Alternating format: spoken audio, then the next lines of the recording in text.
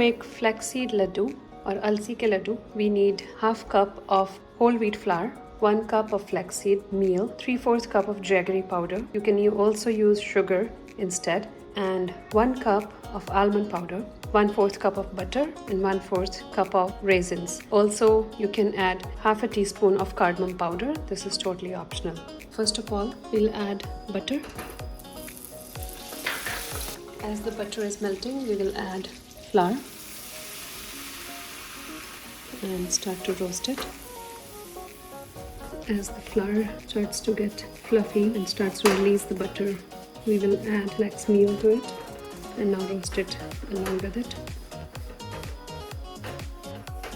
Flax is also roasted halfway. You can see how everything is coming together, like sticking on. This will be a good time to add almond flour. Here we go, almond flour. Give it a mix. We have to keep working this mixture so it doesn't get burned.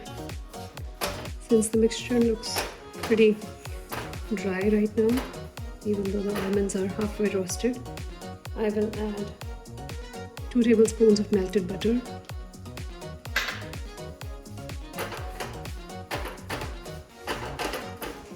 So now the mixture is well roasted. Turn off the heat and we'll wait for it to cool down a little bit. Keep working on the mixture even when it is cooling. This is a good time to add cardamom powder, jaggery powder, raisins, and now give it a mix. Now to make the laddus, we'll take a spoonful of the mixture and press it tightly in your hands so it can hold a shape. So that's how the laddu will be.